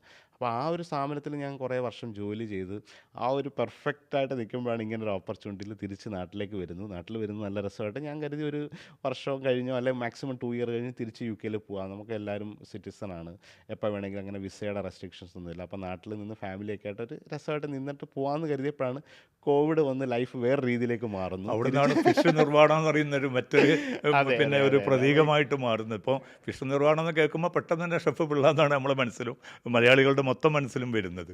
ഏറ്റവും ലോസ് ഉണ്ടായേക്കുന്ന ഒരു ഇൻഡസ്ട്രി ഹോസ്പിറ്റാലിറ്റിയാണ്. കാരണം ഭക്ഷണവും താമസവും ആണല്ലോ ഇത് വിൽക്കേണ്ടത്. അത് ആളുകളൊന്നും 2 വർഷത്തേക്ക് വെളിയിൽ ഇറങ്ങാൻ പറ്റാണ്ടായപ്പോൾ അത് കംപ്ലീറ്റ്ലി അത് ഭയങ്കരമായിട്ട് ബാഡ്ലി എഫക്റ്റായി. അപ്പോൾ തിരിച്ച് UK പോവാം എന്ന് കരുതിയിരിക്കുന്ന സമയത്താണ് ഇങ്ങനൊരു സംരംഭം എനിക്ക് തുടങ്ങിക്കളയാം എന്ന് കരുതി ഒരു പൂട്ടിക്കിടന്ന റെസ്റ്റോറൻറ്റുമായിട്ട് ബാംഗ്ലൂരിൽ ഓപ്പൺ ആവുന്നു. ആ ബാംഗ്ലൂരിൽ ഓപ്പണായ അതങ്ങ് എങ്ങനെയോ നല്ല സക്സസ് ആയി. തൊട്ടടുത്ത സമയം തന്നെ മാരിയറ്റ് പോലൊരു ഇൻ്റർനാഷണൽ ഗ്രൂപ്പ് ഇൻവൈറ്റ് ചെയ്തിട്ട് കൊച്ചി ലേ മെറിഡിയനിൽ, അതൊരു ഭയങ്കര ജീവിതത്തിലൊരു എൻ്റെ ഒരു കരിയറിലെ ഏറ്റവും ബെസ്റ്റ് ഒരു അംഗീകാരം എന്നാണ് ഞാൻ പറയുന്നത്. നമുക്ക് കുറേ അവാർഡ് അല്ലെങ്കിൽ പല കാര്യങ്ങൾ കിട്ടിയെങ്കിലും ഒരു അമേരിക്കൻ ബ്രാൻഡ് ഒരു ലോക്കൽ ഷെഫിനെ ഞാൻ അധികം പ്രൂവ് പോലും ചെയ്തിട്ടില്ല. കാരണം ബാംഗ്ലൂരിൽ തുടങ്ങുന്നതിന് മുമ്പ് തന്നെ എനിക്കത് തന്നു. അപ്പോൾ അവർക്ക് 10,000+ ഹോട്ടൽസ് ഉള്ളതാണ് ലോകം മുഴുവൻ. അപ്പോൾ അത്രയും ഫെസിലിറ്റി ഉള്ള ഒരു അമേരിക്കൻ ഗ്രൂപ്പിന് നമ്മളുടെ ഒരു റെസ്റ്റോറൻറ്റ് ആവശ്യമില്ല. അപ്പോൾ അവരുടെ അതും കേരളത്തിലെ തന്നെ ഏറ്റവും നല്ല, അതെനിക്ക് പറയാണ്ടിരിക്കാൻ പറ്റില്ല. നമ്മളെപ്പോഴും ഈ മുഹമ്മദ് അലി സാറുണ്ട്, നമ്മുടെ ഗൾഫാർ, ഒരു ഹോസ്പിറ്റാലിറ്റി രംഗത്തെ ഏറ്റവും എന്താ പറയുക, വിഷണറി മനുഷ്യനായിട്ട് ഞാൻ കാണുന്നതാണ്. അദ്ദേഹമാണ് ആദ്യമായിട്ടൊരു ഇൻ്റർനാഷണൽ ബ്രാൻഡിനെ കേരളത്തിൽ കൊണ്ടുവന്നത്. ലേ മെറിഡിയൻ ഒരു ഫ്രഞ്ച് ബ്രാൻഡാണ്. അന്ന് മാരിയറ്റിൻ്റെ അല്ല, അതിന് ശേഷമാണ് ഈ ലേ മെറിഡിയൻ മാരിയറ്റ് ആയത്. അപ്പോൾ ഇതൊരു സ്റ്റാർവുഡ് എന്ന് പറഞ്ഞൊരു ഗ്രൂപ്പിൻ്റെ ലോകത്തെ ഏറ്റവും പ്രസിദ്ധമായ ലക്ഷറി ഹോട്ടലായ ലേ മെറിഡിയനെ കേരളത്തിൽ കൊണ്ടുവരുന്നു. അപ്പോൾ അദ്ദേഹം ചെയ്ത ഒരു ലാൻഡ്മാർക്ക് പ്രോപ്പർട്ടിയിലാണ് എനിക്ക് ആദ്യമായിട്ട് റെസ്റ്റോറൻറ്റ് ചെയ്യാൻ പറ്റിയത്. അപ്പം മുഹമ്മദ് അലി സാറിനെന്ന് പറഞ്ഞാൽ ഒരു ഭയങ്കരമായ, ഞാൻ കാണുന്ന കേരളത്തിലെ ഈ ഒരു അതിഥി സൽക്കാര മേഖലയിൽ ഏറ്റവും വലിയ സംഭാവന തന്ന വ്യക്തി ആരെന്ന് ചോദിച്ചാൽ this none other than Muhammad Ali സാറാണ്. അപ്പോൾ അദ്ദേഹത്തിൻ്റെ ഒരു ഗൈഡൻസിൽ ആ ഒരു സ്ഥാപനം തുടങ്ങാൻ പറ്റിയത് കരിയറും ലൈഫും ബിസിനസ്സൊക്കെ മാറ്റിമറിച്ചു. അപ്പോൾ അത് ഒരു മാജിക് റെസ്റ്റോറൻ്റായിട്ട് മാറി. ഭയങ്കരമായിട്ടുള്ള ഒത്തിരി യൂഷ്വലി ഒരു 5 സ്റ്റാർ ഹോട്ടൽ റെസ്റ്റോറൻറ്റിലൊന്നും എല്ലാവരും പോവില്ല. അവിടെ വരുന്നൊരു റൂം ഗസ്റ്റ് അല്ലെങ്കിൽ എന്തെങ്കിലും സ്പെഷ്യൽ ഒക്കേഷൻ, ഭയങ്കര അതിസമ്പന്നർ മാത്രം, ഒരു സാധാരണ ഓട്ടോ ഡ്രൈവറും എല്ലാ ആൾക്കാരും. അപ്പോൾ അവരൊക്കെ അവരുടെ ഫാമിലിയായിട്ട് ഷെഫ് പിള്ളയുടെ ഭക്ഷണം കഴിക്കണമെന്ന് പറഞ്ഞ് അവിടെ വന്നപ്പം അത് ഭയങ്കര ഒരു വിപ്ലവമായിട്ട് മാറി. അങ്ങനെ ഒരു സന്തോഷത്തിലാണ് പിന്നെ ഈ ബിസിനസ് അങ്ങനെ മുന്നോട്ട് പോയത്. ഇപ്പോൾ ഫിഷ് നിർവ്വാണം പിന്നെ അത്രയും പോപ്പുലർ ആകുന്നതിന് ഇടയാക്കിയ സാഹചര്യം എന്തായിരുന്നു? ഫിഷ് നിർവ്വാണം എന്ന് പറഞ്ഞത് അതിൻ്റെ ശരി ഒത്തിരി അടുത്ത് ഞാൻ പറഞ്ഞൊരു കഥയാണ്. ഇത് പണ്ട് തൊട്ട് നമ്മുടെ ഈ പാലാ, കോട്ടയം അല്ലെങ്കിൽ അങ്ങനെ വൈക്കം ഈ ഭാഗത്ത് കരിമീൻ എന്ന് പറഞ്ഞൊരു മീൻ പൊള്ളിച്ചതെന്ന് പറഞ്ഞൊരു ഡിഷ് നമ്മൾക്ക് അറിയാം. ശരിക്കും മീൻ പൊള്ളിച്ചതൊന്നും വീടുകളിൽ ഉണ്ടാക്കിയ, ഇപ്പോൾ നമ്മൾ കണ്ടിട്ടുള്ള മീൻ പൊള്ളിച്ചതൊക്കെ വാഴയിലൊരു ഫിഷ് ചെയ്തിട്ട് മസാലയൊക്കെ ഇടുക, അത് കേരളത്തിൽ ഒരു വീട്ടിലും ആരും ഉണ്ടാക്കിയതല്ല. അതൊരു ഹോട്ടലിലെ ഷെഫുമാർ ക്രിയേറ്റ് ചെയ്ത ഡിഷാണ്. ഇപ്പോൾ ഈ ഉദാഹരണത്തിന് ബട്ടർ ചിക്കൻ നമുക്കെല്ലാം ഇഷ്ടമുണ്ട്. ഈ ബട്ടർ ചിക്കനൊന്നും നോർത്ത് ഇന്ത്യയിലെ വീടുകളിൽ ഉണ്ടാക്കുന്ന ഡിഷല്ല. അത് ഷെഫുമാർ ക്രിയേറ്റ് ചെയ്ത് പോപ്പുലറായിട്ട് പിന്നെ അത് ഭയങ്കര ഇഷ്ടപ്പെട്ടതാണ്. അപ്പോൾ ഈ മീൻ പൊള്ളിച്ചതെന്ന് പറഞ്ഞാൽ നമ്മളിപ്പോൾ കഴിക്കുന്ന മീൻ പൊള്ളിച്ചത് വീടുകളിലുണ്ടാക്കിയ വിഭവമല്ല. ഒരിലയ്ക്കകത്ത് മീൻ വെച്ച് താഴെയും മീൻ അല്ലെങ്കിൽ മസാല, പക്ഷെ ശരിക്കുള്ള മീൻ പൊള്ളിച്ചതാണ് ഈ നിർവ്വാണയുടെ ഒരു ഉത്ഭവമായ ഡിഷ്. അന്നത്തെ കാലത്ത് ഈ പറഞ്ഞ ഭാഗത്ത് കരിമീൻ വാഴയിലക്കകത്ത് വെച്ച് പാലൊഴിച്ചിട്ട്, തേങ്ങാപ്പാലൊഴിച്ചിട്ട് ഉപ്പും കുരുമുളകും ഇട്ട് പൊള്ളിച്ചെടുക്കും, തിരിച്ചു മറിച്ചിട്ട്. അപ്പോൾ ഈ ഡിഷാണ് ഇതിൻ്റെ ഒരു ഇൻസ്പിറേഷൻ. പക്ഷേ ഞാൻ ഇതിനെ വേറൊരു രീതിയിലേക്ക് അതിനെ ഇന്നോവേറ്റ് ചെയ്തെന്നുള്ളതാണ്. അപ്പോൾ അന്ന് ഈ കരിമീനെ എടുത്ത് അത് ഗ്രില്ലൊന്നും ചെയ്യാതെ പാലിനകത്തിട്ട്, പക്ഷെ നല്ല രുചിയുള്ള ഭാഗമാണ്. പക്ഷേ അതിനകത്ത് നമ്മൾ കുറച്ച് പച്ചമാങ്ങയും ഇഞ്ചിയും കറിവേപ്പിലയും അതിനെ ഫിഷിനെ മറിനേറ്റ് ചെയ്ത് ഇലയ്ക്കകത്ത് കുറച്ചുകൂടെ ബ്യൂട്ടിഫുള്ളി എങ്ങനെ ചെയ്യാം അത് അതിന് മുമ്പൊന്ന് ഗ്രില്ല് ചെയ്തിട്ട് പാലിനകത്തിട്ടാൽ അത് തിരിച്ചിടുമ്പോൾ ഇല പൊട്ടിപ്പോവാണ്ടിരിക്കും. അതൊരു പ്രസൻറ്റബിൾ ഡിഷായിട്ട് മാറി. അപ്പോൾ അങ്ങനെയാണ് ഈ നിർവ്വാണയിലേക്ക് എത്തിയത്. ഇത് ഇത്രയും പോപ്പുലർ ആവാൻ കാര്യം കൊല്ലത്ത് ഈ ജോലി ചെയ്യുന്ന സമയത്ത് ക്രിസ് ഗെയിൽ വന്നപ്പോൾ അദ്ദേഹത്തിന് ഉണ്ടാക്കി കൊടുത്തിട്ടാണ് ഈ ഡിഷ് പോപ്പുലറായി. പിന്നീട് ഈ കോവിഡ് സമയത്ത് ഈ റെസിപ്പി ഞാൻ ഷെയർ ചെയ്തപ്പോൾ അന്ന് എല്ലാവർക്കും നല്ല ഭക്ഷണം കഴിക്കാനായിട്ട് ബുദ്ധിമുട്ടിയൊക്കെ ഇരിക്കുമ്പം എല്ലാവരുടെയും വീട്ടിലുള്ള ഇൻഗ്രീഡിയൻസ് ആണ്. ഇതിപ്പം മറ്റുള്ള ഒരു റെസിപ്പിയെ കണ്ട ഒരു സൂപ്പർ മാർക്കറ്റ് പോലും ഇല്ല പോയി വാങ്ങിച്ചൊക്കെ ഉണ്ടാക്കാൻ. അപ്പോൾ ഇത് ഇഞ്ചിയും മാങ്ങയും വാഴയിലയും തേങ്ങാപ്പാലും ഉപ്പും കുരുമുളകും ഇല്ലാത്ത ഒരു വീടുകളുമില്ല. ലോകത്തുള്ള മലയാളികളുടെ എല്ലാ വീട്ടിലെയും കോമൺ ഇൻഗ്രീഡിയൻ്റ് ആണ്. അപ്പോൾ അതിന് മത്തി കിട്ടിയാലോ അയല കിട്ടിയാലോ ഇനി ഐക്കൂറ കിട്ടിയാലോ ഇനി ചെമ്പല്ലി കിട്ടിയാലോ ഈ സാധനം ഉണ്ടാക്കാം. അപ്പോൾ ഒരിക്കൽ പോലും ഉണ്ടാക്കാത്തവർ ഇത് ആദ്യമായിട്ട് ഇലയിൽ വാഴയിലൊക്കെ വെച്ചിട്ട് ഇങ്ങനെ ഡബിൾ ഹോട്ടിലൊക്കെ കുക്ക് ചെയ്തിട്ട് ഇതാക്കുമ്പോൾ ഒരു പ്രത്യേക ടേസ്റ്റായിട്ട് എല്ലാവർക്കും തോന്നിയപ്പോൾ ഇതുവരെ കഴിക്കാത്തൊരു രുചി, ഇതുവരെ കുക്ക് ചെയ്യാത്തൊരു രീതി, ഒരിക്കൽ പോലും കുക്ക് ചെയ്യാത്തവരിങ്ങനെയൊക്കെ ചെയ്തപ്പോൾ ഞാൻ എന്തോ അമേസിങ് ഡിഷ് ക്രിയേറ്റ് ചെയ്തൊരു ഫീൽ. ഇപ്പം നമ്മളൊരു റെസിപ്പി ഒരു മീൻകറി ഉണ്ടാക്കുകയാണ്, അതൊരു ചട്ടിക്കകത്ത് ഉണ്ടാക്കുമ്പോൾ ഒരു കോമൺ സാധനമാണ്, എല്ലാവരും ഉണ്ടാക്കിയ സാധനം. ഇത് ഒരു ചട്ടിക്കകത്ത് ഇല വെച്ച് ഇലക്കകത്ത് മീൻ വെച്ച് അതിനകത്ത് ഇതൊക്കെ ഇട്ടിട്ട് ഒരു വെള്ള കളറുള്ള പാലൊഴിച്ചിട്ട് ഇത് കുക്ക് ചെയ്ത് വരുമ്പോൾ ഒരു പിങ്ക് യെല്ലോയിഷ് കളറിൽ കിട്ടുന്നു. അത് ടേസ്റ്റ് ചെയ്യുമ്പോൾ നല്ല രസമായിട്ട് തോന്നുന്നു. അപ്പോൾ ആദ്യമായിട്ടൊക്കെ കുക്ക് ചെയ്തൊരു എന്തെങ്കിലും ഒരു ന്യൂ ക്രിയേറ്റ് ചെയ്തപ്പോൾ അതങ്ങ് പോപ്പുലറായി. അപ്പോൾ ഒരുപാട് വീടുകളിൽ ലോകമെമ്പാടുമുള്ള മലയാളികൾ ഇത് കുക്ക് ചെയ്തു. അത് എൻ്റെ കൈവിട്ടങ്ങ് പോയി. അപ്പോൾ അത് തന്നെ ഇപ്പോൾ മലയാളത്തിനെ സംബന്ധിച്ചിടത്തോളം മലയാളത്തിൻ്റെ രുചി പുറം ലോകത്തേക്ക് എത്തിക്കുന്നതിലൊക്കെ ഷെഫ് പിള്ള വലിയൊരു പങ്ക് വഹിച്ചു. പിന്നെ അതിൻ്റെ ആ ഒരു മലയാളി രുചിയുടെ പുറത്തേക്ക് പോകുമ്പം തന്നെ എത്ര കണ്ട് ഈ കേരളീയ വിഭവങ്ങൾക്ക് പിന്നെ ഈ സ്വഭാവത്തിൽ മുന്നോട്ട് പോകാൻ പറ്റും? ശരിക്കും എൻ്റെ ഒരു ആഗ്രഹം, ഒരു മലയാളി ഷെഫ് എന്ന നിലയിൽ എൻ്റെ ഏറ്റവും വലിയൊരു ആഗ്രഹം നമ്മുടെ ഈ ഒരു ഭക്ഷണം ലോകത്ത് അടയാളപ്പെടുത്തുക എന്നുള്ളതാണ്. കേരള ഭക്ഷണം അതിനൊത്തിരി പ്രാധാന്യമുണ്ട് പല രീതിയിൽ. അതിൻ്റെ ശരിയും തെറ്റും നമുക്കറിയാം. ഇപ്പം ഇതിൻ്റെ നമ്മുടെ ഭക്ഷണത്തിൻ്റെ ദൂഷ്യങ്ങൾ എന്തൊക്കെയാണ്, ഏറ്റവും നല്ല വശങ്ങൾ എന്താണെന്ന് ഇപ്പോൾ കുറേ വർഷം നമ്മളതിനകത്ത് നിൽക്കുമ്പോൾ അറിയാൻ പറ്റും. പക്ഷെ എന്നിരുന്നാൽ പോലും നമ്മളുടെ കുറേ നല്ല കാര്യങ്ങളുണ്ട്. അത് ലോകത്തെ ഭക്ഷണ ഭൂപടത്തിൽ കേരളം എന്ന് അടയാളപ്പെടുത്തുക എന്നുള്ളതാണ് ഒരു ഷെഫ് എന്ന നിലയിലും നമ്മളുടെ എല്ലാവരുടെയും ആവശ്യം. കാരണം നമ്മളൊരു ഗ്ലോബൽ പേഴ്സണാലിറ്റിയാണ് അല്ലേ. ഏത് മലയാളിയും ലോകത്തെവിടെയും പോവും. അതിനൊരു മറ്റുള്ളവർക്കൊക്കെ അവരുടെ ഒരു ചുറ്റുപാട്, അവരുടെ ഒരു ഹാബിറ്റേറ്റൊക്കെ വിട്ടു പോകുന്നത് ഭയങ്കര പ്രയാസമാണ്. ഇപ്പോഴൊക്കെയാണ് പിന്നെയും പോയി തുടങ്ങിയത്. നമ്മളൊക്കെ എത്രയോ വർഷം മുമ്പ് പേർഷ്യയിലെത്തി അല്ലേ. അല്ലെങ്കിൽ ആദ്യമൊക്കെ ആദ്യകാല ഈ ഒരു മിഡിൽ ഈസ്റ്റിലൊക്കെ ഇത്രയും വലിയൊരു ഡെവലപ്മെൻറ്റിൻ്റെ ഭാഗം തന്നെ മലയാളികളാണ്. അതുകൊണ്ടാണല്ലോ ഇവർക്ക് നമ്മളോട് ഇത്രയും സ്നേഹവും നമുക്കും ആ ഒരു രീതിയിൽ. അപ്പം മലയാളികളെന്ന് പറഞ്ഞാൽ ലോകം മുഴുവൻ ട്രാവൽ ചെയ്യാൻ ഒരു മടിയില്ലാത്ത, ഏത് സാഹചര്യത്തിൽ പോയാലും നല്ല രീതിയിൽ ജീവിക്കാൻ പറ്റുന്ന, ഏത് സാഹചര്യത്തിൽ പോയാലും അവരുടേതായ ഒരു എക്കോസിസ്റ്റം ഉണ്ടാക്കാൻ പറ്റിയ മനുഷ്യരാണ്. അപ്പോൾ അവരുടെ ഭക്ഷണം ആ രീതിയിൽ അടയാളപ്പെടുത്തണം. ഇപ്പം നമ്മൾ നോക്കിയാൽ ലോകത്ത് ഒരു ജപ്പാനീസ് ഫുഡെന്ന് പറഞ്ഞാൽ മോസ്റ്റ് എക്സ്പെൻസീവ് ആണ്. ഒരു മിനിമം ഒരു 10,000 റുപ്പീസ് ഇല്ലാതെ ഒരു നോർമൽ റെസ്റ്റോറൻറ്റിൽ പോയി ഒരു പറയുന്നത്. അപ്പോൾ ഇപ്പോൾ ഇവിടെ UAE തന്നെ ചില റെസ്റ്റോറൻറ്റിലൊക്കെ ഒരു 300 ദിർഹംസ് ഒക്കെ കൊടുത്താലാണ് നല്ലൊരു റെസ്റ്റോറൻറ്റിൽ പോയി കഴിക്കുക. പക്ഷേ ആ റെസ്റ്റോറൻറ്റിലൊക്കെ തിരക്കാണ്. അപ്പോൾ അത് ആ ടേബിൾ പോലും കിട്ടാൻ പറ്റില്ല, അത്രയും ബുക്ക് ചെയ്തപ്പോൾ അത് ആ രീതിയിൽ പൊസിഷൻ ചെയ്ത് ഫുഡാണ്. അതേ വാല്യൂ ഉള്ള നമ്മുടെ കേരള ഫുഡ് 10 ദിർഹംസിന് അതിനും വലിയ മീൽസ് വിത്ത് മീൻകറിയോട് കൂടി സെർവ് ചെയ്യേണ്ടി വരും. അപ്പോൾ നമ്മുടെ ഒരു ഭക്ഷണം എന്നൊക്കെ പറയുന്നത് ഒരു ചീപ്പായിട്ട് അല്ലെങ്കിൽ വല്ലപ്പോഴും കഴിക്കാവുന്ന രീതിയിലാണ് അതിനെ പൊസിഷൻ ചെയ്തേക്കുന്നത്. മൊത്തത്തിൽ ഒരു ഇന്ത്യൻ ഫുഡ് ഗ്ലോബലി നോക്കിക്കഴിഞ്ഞാൽ ഇന്ത്യൻ ഫുഡെന്ന് പറഞ്ഞാൽ ഇപ്പം മാറ്റി വയ്ക്കാൻ പറ്റില്ല. അത്രയ്ക്ക് എല്ലാവർക്കും ഇഷ്ടവും അത്രയ്ക്ക് അതിൻ്റെ കുക്കിംഗ് രീതിയായാലും. ഇതിനു മുമ്പ് ഫ്രഞ്ച് ഫുഡാണ് ഇതെല്ലാം കൈയടക്കി വെച്ചിരുന്നത്. ലോകത്തെ ഏറ്റവും മുന്തിയ ഭക്ഷണം, ഏറ്റവും വില കൂടിയ ഭക്ഷണം. അത് കഴിഞ്ഞ 10 വർഷം കൊണ്ട് ജപ്പാൻ അത് മാറ്റിമറിച്ചു. അപ്പോൾ അത്രയും അതേപോലെ അവരുടെ സൂഷി ആയാലും അത് കുറച്ചുകൂടെ ഹെൽത്തി പല രീതി കൊണ്ടാണ് അത് ഇത്ര എക്സ്പെൻസ്. അതിന് കാരണമുണ്ട്. ഫ്രഞ്ച് ഫുഡും നമുക്ക് വേണമെങ്കിൽ കുറച്ച് ഇപ്പോൾ ഓവർ ഹൈപ്പാണെന്നൊക്കെ പറയാമെങ്കിലും അതിന് വാല്യൂ ഉണ്ട്. അപ്പോൾ പക്ഷേ അത് നമ്മളൊരു കറിയാണ് അല്ലെങ്കിൽ കറീസാണ് നമ്മുടെ കൂടുതലെന്ന നിലയിലൊക്കെ മാറി. ഇന്ത്യൻ നല്ല നല്ല ഷെഫുമാർ. അതിൻ്റെ ഏറ്റവും വലിയ ഉദാഹരണം UAE ഇപ്പോൾ 3 മിഷലിൻ സ്റ്റാർ കിട്ടിയ ഹിമാൻഷു സൈനി ടസിൻ സ്റ്റുഡിയോ എന്ന് പറഞ്ഞ ഫസ്റ്റ് ടൈം ലോകത്ത് ആദ്യത്തെ ഒരു ഷെഫിന് 3 മിഷലിൻ സ്റ്റാർ കിട്ടിയത് ആദ്യത്തെ ഇന്ത്യൻ ഷെഫ് ദുബായിലാണ്. അപ്പോൾ അത് കഴിഞ്ഞ വർഷമാണ് കിട്ടിയത്. അദ്ദേഹത്തിൻ്റെ പേര് ഹിമാൻഷു സൈനിയാണ്. അപ്പോൾ അങ്ങനെ 2 മിഷലിൻ സ്റ്റാർ കിട്ടിയ ഷെഫുമാരുണ്ട്, 1 മിഷലിൻ സ്റ്റാർ ഒക്കെ ഉള്ളവരാണ്. ഇത് 3 കിട്ടുക എന്ന് വെച്ചാൽ അപൂർവമാണ്. വളരെ കുറച്ച്. ആദ്യത്തെ ഇന്ത്യൻ റെസ്റ്റോറൻ്റാണ് ഇവിടെ ഉള്ളത്. അപ്പോൾ ട്രസിൻ സ്റ്റുഡിയോ എന്നാണ് അത് പേര്. വലിയ എക്സ്പെൻസീവ് ആണ്, എന്നാൽ പോലും നമുക്കൊക്കെ അഭിമാനിക്കാം. അപ്പോൾ ആ രീതിയിൽ ഇന്ത്യൻ ഫുഡ് വളർന്നു. അപ്പോൾ എൻ്റെ ഒരു നേരത്തെ പറഞ്ഞ പോലെ നമ്മളുടെ ഒരു ആഗ്രഹം, നമ്മളുടെ ഈ ലോക ഭക്ഷണ ഭൂപടത്തിൽ കേരളം അടയാളപ്പെടുത്തണം. അത്രമാത്രം വൈവിധ്യമുണ്ട്, അത്രമാത്രം ആണ് ഇതിൻ്റെ കുക്കിങ്ങിൻ്റെ ഡീപ്പായിട്ട്. ഇതൊക്കെ വലിയ വലിയ ഷെഫുമാരെ നമ്മുടെ ഒരു രസം കാണിച്ചാൽ അവർ വണ്ടറായിട്ട് ഇതെങ്ങനെ ഈ ഫ്ലേവർ എത്തിച്ചു. അപ്പോൾ ഇതിൻ്റെ സിമ്പിൾ ഉലുവയും കായും എന്നൊക്കെ പറഞ്ഞത് ആദ്യമായിട്ട് അവർ കാണുമ്പോൾ ഉണ്ടാകുന്ന, അവർക്കൊന്നും അങ്ങനെ ഒരു സ്പൈസസ് ഇല്ല.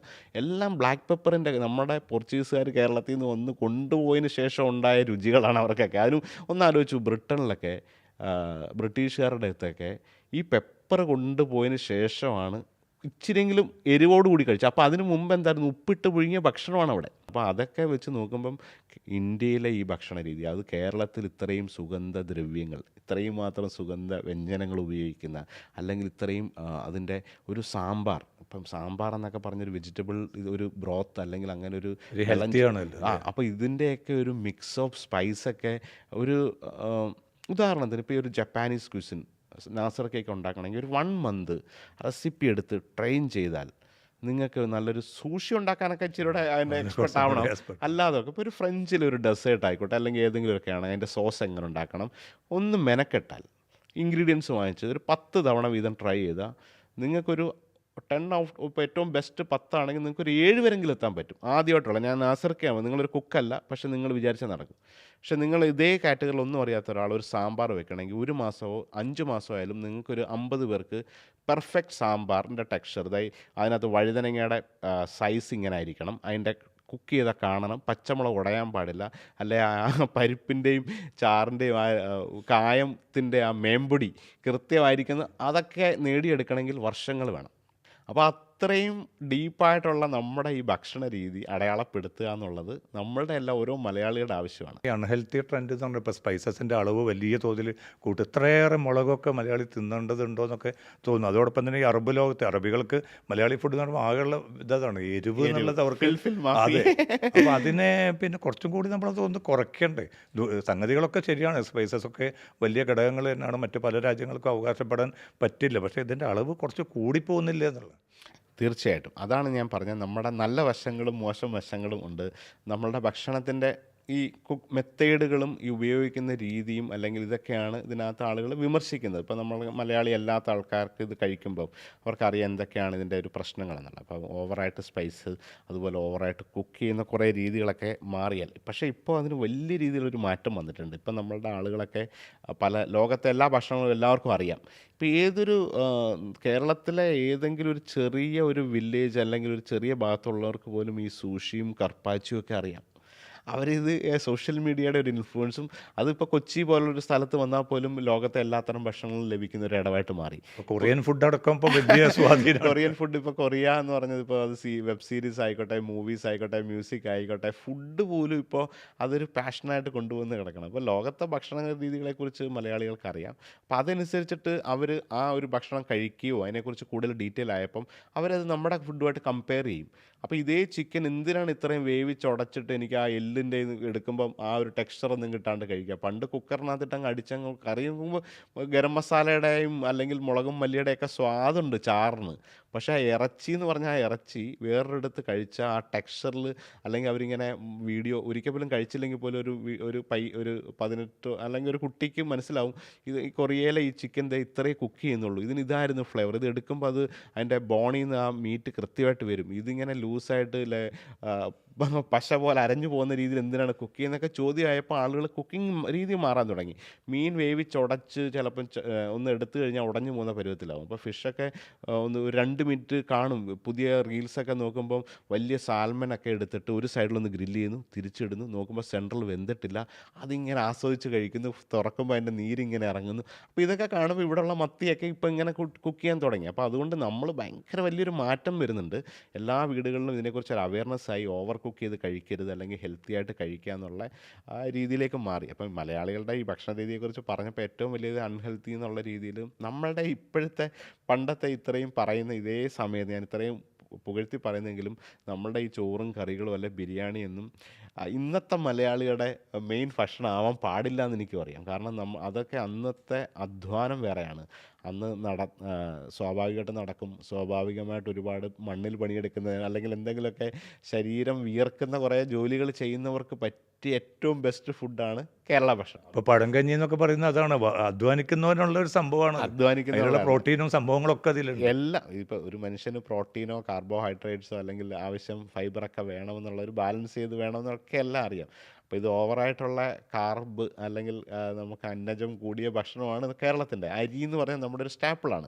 അത് അരി ഉൽപ്പന്നം എന്ന് വെച്ചാൽ അത് രാവിലെ പ്രഭാത ഭക്ഷണം മുതൽ അത് അപ്പം, പുട്ട്, ദോശ, ഇഡ്ഡലി മുതൽ ഒരു 100,000 അരി വിഭവങ്ങളാണ് നമ്മുടെ ഫേവറേറ്റ്. അത് കഴിഞ്ഞ് ഉച്ചയ്ക്ക് വീണ്ടും ചോറാണ്. ഇനി ഇടയ്ക്ക് ഒരു 4 മണി പലഹാരമായാലും അരിയുടെ അത് ഇനി ബേക്കറിയിൽ നിന്നായാലും അച്ചപ്പം മുതൽ ഉണ്ണിയപ്പം മുതൽ അങ്ങനെയുള്ള കുറേ സാധനങ്ങൾ. അപ്പോൾ അരി ഇങ്ങനെ കൂടുതൽ കൂടുതൽ കഴിക്കുന്ന കുറേ കാര്യങ്ങൾ അതൊക്കെ മാറി വെച്ചിട്ട് ആളുകൾക്ക് ലോങ് ടൈം ഏറ്റവും വലിയൊരു പ്രത്യേകത മെഡിക്കൽ സയൻസിൻ്റെ ഒരു ഗ്രോത്ത് നമുക്കറിയാം. ഇനിയൊക്കെ നമ്മൾ ലോങ്ങിവിറ്റി ലൈഫിനെക്കുറിച്ച് ആളുകൾ ചിന്തിക്കുകയാണ്. അപ്പം എത്ര വർഷം ഈ ഭൂമിയിൽ ജീവിച്ചിരിക്കാൻ പറ്റുന്നതിനൊന്നും ഇനി ഒരു കൺട്രോളൊക്കെ മാറും. നമ്മളുടെ കൺട്രോളല്ല. സ്വാഭാവികമായിട്ട് ഒരാൾ നല്ലൊരു ജീവിതം ജീവിച്ച് പൂർണ്ണമായിട്ട് ഒരു 70 വയസ്സിലോ 80 വയസ്സിലോ ഒക്കെ മരിക്കുന്നതൊക്കെ മാറിയേക്കാം. അത് ചിലപ്പോൾ 100 120 വർഷമൊക്കെ കഴിഞ്ഞ് നമുക്ക് വേണമെങ്കിൽ മരിക്കാമെന്ന നിലയിലേക്കൊക്കെ ശാസ്ത്രം വളരും. അപ്പോൾ ആ ഒരു സമയത്തൊക്കെ ഇതേ രീതിയിലുള്ള ഭക്ഷണം കഴിച്ചാൽ നിങ്ങൾക്ക് ഒരു ബോധമില്ലാണ്ട് കിടന്നിട്ട് ജീവിച്ചിട്ട് കാര്യമില്ല. അപ്പം നമുക്കൊരു വളരെ മീനിങ് ഫുള്ളായിട്ടൊരു ലൈഫ് വേണമെന്നുണ്ടെങ്കിൽ ഇതിനെക്കുറിച്ചൊരു അവയർനെസ് വരികയും ജീവിച്ചിരിക്കുന്നിടത്തോളം കാലം നമുക്കിഷ്ടപ്പെട്ട ഭക്ഷണം കഴിക്കാൻ പറ്റുന്നതാണ് ഏറ്റവും വലിയ ബ്ലെസ്സിങ്സ്. അത് പറ്റിയില്ലെങ്കിൽ ഒരു കാര്യമില്ല. നിങ്ങൾ കുറേ വർഷം ജീവിച്ചിരുന്നിട്ട് ഇനി ടാബ്ലറ്റ് മാത്രം കഴിക്കുക. ഇപ്പോൾ ഇനി ഭക്ഷണത്തിൻ്റെ ടാബ്ലറ്റ് വരും. നിങ്ങൾക്കൊരു സദ്യ കഴിക്കണമെങ്കിൽ ഒരു ടാബ്ലറ്റിനകത്ത് രസവും പഴം പ്രഥമനും അല്ലെങ്കിൽ സാമ്പാറൊക്കെ കൂട്ടിയ 1 ടാബ്ലറ്റ് കഴിച്ചാൽ നിങ്ങളൊരു സദ്യയുടെ ഫുള്ള് കാലറി കിട്ടി, എല്ലാം കിട്ടി. അല്ലെങ്കിൽ നല്ലൊരു മീൻകറിയും ചോറും തോരനും എന്നുള്ള നിങ്ങളൊരു ടിപ്പിക്കൽ കേരള വീട്ടിൻ്റെ മീൽസിൻ്റെ കംപ്ലീറ്റ് പോഷകങ്ങൾ മൂല്യം എല്ലാം കൂടെ അടങ്ങിയ ഒരു ഗുളിക മാത്രമേ കഴിക്കൂ. പക്ഷെ ചോറ് തരില്ല. നിങ്ങൾ അങ്ങനെ നമുക്ക് ജീവിച്ചിരിക്കേണ്ട കാര്യമുണ്ടോ? നമ്മൾ ആ കൈ വെച്ച് കുഴച്ചുരുട്ടി കഴിച്ച ആ ഒരു സുഖം അല്ലെങ്കിൽ ആ ഒരു ഫീൽ അത് ടാബ്ലറ്റൊക്കെ കഴിച്ച് 90 വയസ്സ് കഴിഞ്ഞിട്ട് ഇനി ഒരു 30 വർഷം ഇങ്ങനെ ജീവിച്ചിരിക്കണം. നമുക്ക് റീൽസും അല്ലെങ്കിൽ വളരെ ഫെസിലിറ്റിയൊക്കെ ഉണ്ട്. പക്ഷേ ഇഷ്ടപ്പെട്ട ഭക്ഷണം കഴിക്കാണ്ട് ഇങ്ങനെ ജീവിച്ചിരുന്നിട്ടും കാര്യമില്ലല്ലോ. അപ്പോൾ അതുകൊണ്ട് നമ്മൾ അത് എങ്ങനെയൊക്കെ ഹെൽത്തി ആയിട്ട് കൺട്രോൾ ചെയ്ത് കഴിച്ചാൽ ജീവിച്ചിരിക്കുന്നിടത്തോളം കാലം ഇഷ്ടപ്പെട്ട ഭക്ഷണങ്ങളൊക്കെ കഴിക്കാൻ പറ്റും. പക്ഷേ ഇലവർഗ്ഗങ്ങളൊക്കെ എന്താ നമ്മൾ തീന്മേശയിൽ നിന്ന് നേരത്തെ മുതലേ അത് കാണുന്നില്ല. അത് എല്ലാവരും ഇപ്പം ഈ അടുത്ത കാലത്തെ ഏറ്റവും മലയാളികളുടെ ഭക്ഷണ രീതിയിൽ വിമർശിക്കുന്ന ഒരു കാര്യമാണ് സാലഡ് എന്ന് പറഞ്ഞൊരു സംഭവം നമ്മളുടെ ഒരു ഭക്ഷണ രീതിയിലില്ല. അൺഫോർച്ചുനേറ്റ്ലി അത് എന്തുകൊണ്ട് ഇപ്പം ഇന്ത്യയിലെ മറ്റ് സ്ഥലങ്ങളിലൊക്കെ പോയാലും തമിഴ്നാട്ടിലും കർണാടകത്തിലൊക്കെ ഒരുപാട് സലാഡ് വിഭവങ്ങളുണ്ട്. നമുക്ക് നമ്മുടെ ടിപ്പിക്കൽ ഒരു സലാഡെന്ന് പറഞ്ഞൊരു ഡിഷേ ഇല്ലല്ലോ. ഇപ്പോൾ ഈ അറബിക്സ് ഇപ്പം മിഡിൽ ഈസ്റ്റിൽ നോക്കിയാൽ ഏറ്റവും ആദ്യം ഒരു റെസ്റ്റോറൻറ്റിൽ പോയാൽ തന്നെ ഒരു 4-5 ഇലയും കുക്കുംബറും ഒക്കെ ആയിട്ട് ആദ്യം തന്നെ വരും. നമ്മുടെ സലാഡ് എന്താ? കൂടിപ്പോയാൽ ബീഫ് ഫ്രൈക്കകത്ത് കിട്ടുന്ന 2 കഷ്ണം ഉള്ളി. ഇതാണ് നമ്മുടെ ഒരു ടിപ്പിക്കൽ സാലഡ്. അതിൽ നിന്നാണ് ഇത് ഡെവലപ്പായത്. അപ്പം നമ്മുടെ കൾച്ചറിൽ ഇതില്ല. നമ്മുടെ വീട്ടിലൊരിക്കലും സാലഡ് ഉണ്ടാക്കുന്ന ഒരു ശീലം ഉണ്ടായിട്ടില്ല. ഡയറക്റ്റ് മെയിൻ കോഴ്സ് എന്ന് പറഞ്ഞൊരു കൺസെപ്റ്റാണ് കേരളത്തിലുള്ളത്. അത് ഭയങ്കര ഡേഞ്ചറാണ് ഇന്നത്തെ ഒരു സാഹചര്യത്തിൽ. അപ്പം നമ്മുടെ ഭക്ഷണ രീതി അത് തിരിച്ചു മാറുകയും സാലഡുകൾ ആദ്യം വരികയും വീട്ടിലൊക്കെ സലാഡുകളൊക്കെ ഉണ്ടാക്കി. പക്ഷേ അത് വലിയ മാറ്റങ്ങൾ ഉണ്ടായിട്ടുണ്ട്. പ്രത്യേകിച്ച് അത് മിഡിൽ ഈസ്റ്റിന് വലിയൊരു ഘടകമാണ്. അവരാണിത് കുറച്ചുകൂടെ കൊണ്ടുവന്നത്. അപ്പോൾ ഇവിടെ അതിൻ്റെ ഇൻഗ്രീഡിയൻസിൻ്റെ അവൈലബിലിറ്റിയാണ്. പക്ഷേ നമ്മൾ ഇത്രയും വലിയ ലക്ഷറി ലെറ്റ്യൂസ് വേണമെന്നോ അല്ലെങ്കിൽ ചെറി ടൊമാറ്റോസ് വേണമെന്നോ അല്ലെങ്കിൽ പലതരം ആലപ്പിനയോ അല്ലെങ്കിൽ അങ്ങനെ പല സാധനങ്ങളൊക്കെ ഉള്ള സാലഡുകളുണ്ടാവും. നമുക്ക് നാട്ടിൽ കിട്ടുന്ന ലഭ്യമായ പല സാധനങ്ങളും വെച്ച് നല്ല സുന്ദരമായ സാലഡുകൾ ഉണ്ടാക്കാം. പേരക്ക സീസണാണെങ്കിൽ പേരക്ക വെച്ചുണ്ടാക്കാം, മാങ്ങ വെച്ചുണ്ടാക്കാം, ചക്ക വെച്ചുണ്ടാക്കാം, പലതരം ഇലവർഗ്ഗങ്ങൾ വെച്ചുണ്ടാക്കാം, അല്ലെങ്കിൽ ഈ പറഞ്ഞ കുക്കുംബറൊക്കെ ലഭ്യമാണ്. പക്ഷെ അതിനോടൊരു താല്പര്യം ചെറുപ്പത്തിലേ നമുക്ക് തരാത്തതുകൊണ്ട് നമ്മളും അത് കഴിക്കാൻ വിമുഖതയാണ്. ഇപ്പോൾ അത് എന്താണ് നിങ്ങൾക്ക് അസുഖമുണ്ട്, ഡോക്ടർ ഒരു ഡയറ്റ് പറഞ്ഞു, നിങ്ങൾ കുറച്ച് ഫൈബർ കഴിക്കണം, അതുകൊണ്ട് 1 കിലോ കുക്കുംബർ കഴിക്കണമെന്ന് പറഞ്ഞ് കഴിക്കുകയാണ്. മനസ്സോടെ കഴിച്ചാൽ തൃപ്തി ഉണ്ടാവില്ല. ബട്ട് ഒരു കുട്ടി ജനിക്കുമ്പോൾ തന്നെ ഫസ്റ്റ് കോഴ്സായിട്ട് ഒരു വീട്ടിലൊരു സാലഡ് കഴിച്ചാൽ അതിൻ്റെ ഒരു പകുതി സ്റ്റൊമക്ക് ഫില്ലാണ്. അതിന് ശേഷം എടുക്കുന്ന ഒരു കാർബ് അല്ലെങ്കിൽ അതിന് ശേഷം ഒരു കൺട്രോൾ ഡേ 1 മുതലുണ്ടാവും. അല്ലെങ്കിൽ നമ്മളിപ്പോഴേ നമ്മളെയൊക്കെ പ്രമേഹ രോഗികളാവാൻ വേണ്ടി വളർത്തിയെടുത്തൊരു കാര്യമാണ്. പണ്ട് ഇത് ആവാണ്ട് പോയത് അവർ നല്ല രീതിയിൽ പണിയെടുക്കും, നല്ല രീതിയിൽ ജോലി എടുക്കുമ്പോൾ അത് കറക്റ്റായിട്ട് ആ ഭക്ഷണം ദഹിച്ച് കൃത്യമായിട്ട് വേണ്ട കാര്യങ്ങളോ ഒക്കെ ആയിട്ട് പോവുകയാണ്. അപ്പോൾ ഇന്നത്തെ സാഹചര്യത്തിൽ ഒരുപാട് മേലനങ്ങാത്ത രീതിയിൽ നമ്മൾ വിദ്യാഭ്യാസം നേടി അതിനനുസരിച്ചുള്ള തൊഴിൽ നേടി, അതിനനുസരിച്ചുള്ള പേർക്സ്, ബെനിഫിറ്റും ജീവിത രീതികളും കിട്ടി. അപ്പോൾ പക്ഷേ അതനുസരിച്ചിട്ട് നമ്മുടെ ഭക്ഷണ രീതി മാറാത്ത കാരണമുള്ള പല പ്രശ്നങ്ങളാണ്. അപ്പോൾ ഇലക്കറികൾ, പച്ചക്കറികൾ അല്ലെങ്കിൽ സാലഡുകൾ നമ്മുടെ ഭക്ഷണ രീതിയിൽ വന്നേ പറ്റൂ. അത് തീർച്ചയായിട്ടും അത് വീടുകളിൽ തുടങ്ങണം. കാരണം അതാണ് നമ്മുടെ നാട്ടിലൊരു ബൊഫേ കല്യാണത്തിന് 30 ഐറ്റം ഉണ്ടെങ്കിലും ഒരാൾ തൊടില്ല, ഒരു സൂപ്പ് കുടിക്കാൻ പോവില്ല. ഒരു സാലഡും ഒരു 5 സലാഡുണ്ട്, സൂപ്പ് കൊടുക്കില്ല. ഏറ്റവും ആദ്യത്തെ കണ്ണ് എവിടെയാണ് ബിരിയാണി, എവിടെയാണ് കോഴി പൊരിച്ചത്, എവിടെയാണ് ബീഫ്, എവിടെയാണ് പൊറോട്ട എന്നാണ് ആദ്യത്തെ ഒരു നോട്ടം. അത് നോക്കി ആ ഭാഗത്തേക്ക് ആദ്യം എത്തുക, അത് ഒരു പ്ലേറ്റിൽ കുറേ എടുക്കുക, കഴിക്കുക. എന്നിട്ട് ഇങ്ങനെ പോകുന്ന ശീലങ്ങൾ ഇനി മാറണം. ആദ്യം ഒരു ബൊഫേ വന്നാൽ എങ്ങനെയാണ് കഴിക്കേണ്ടത്, ഒരു 30 ഐറ്റം ഉണ്ടെങ്കിൽ അതൊരു ബാലൻസ് ചെയ്തിട്ട് ഒരു ഷെഫ് ക്രിയേറ്റ് ചെയ്ത മെനു ആണ്. There will be starters, there will be soup, അത് കഴിഞ്ഞ് ഫസ്റ്റ് സാലഡും സൂപ്പും കഴിഞ്ഞിട്ട് സ്റ്റാർട്ടേഴ്സ് ഉണ്ട്. ദെൻ മെയിൻ കോഴ്സിൽ മൾട്ടിപ്പിൾ കോഴ്സായിട്ട് കഴിക്കുക. അവിടെ ഒരു ചിക്കൻ കറിയും ബ്രെഡും ഉണ്ട്, അല്ലെങ്കിൽ ഒരു സ്റ്റൂവും അപ്പവുമാണ് ആദ്യത്തെ, അല്ലെങ്കിൽ ഫിഷ് മോളിയും ഇടിയപ്പവും ആണെങ്കിൽ അതൊരു ഫസ്റ്റ് ടേസ്റ്റ് ചെയ്തിട്ട് സെക്കൻഡ് റൗണ്ട് നിങ്ങൾ വേറൊരു സംഭവം ഉണ്ട്, അല്ലെങ്കിൽ തേർഡ് റൗണ്ടിലാണ് റൈസ് ആയിട്ട് എടുക്കേണ്ടത്. അത് കഴിഞ്ഞിട്ട് ഡെസേർട്ടുകളൊക്കെ എടുത്ത് അതൊരു ഫുൾ ഒരു മനുഷ്യന് കഴിക്കേണ്ട ഭക്ഷണത്തിൻ്റെ ഒരു കാലറി അനുസരിച്ചിട്ട് കഴിക്കുന്നതിന് പകരം ആദ്യത്തെ അതെല്ലാം ഒഴിവാക്കി നമ്മുടെ ഏറ്റവും പ്രിയപ്പെട്ട ബിരിയാണിയെ കഴിക്കാം എന്നും പറഞ്ഞ് പ്ലേറ്റിൽ ബിരിയാണി എടുത്ത് കഴിക്കുന്ന രീതിയൊക്കെ മാറേണ്ട കാലം അതിക്രമിച്ചു.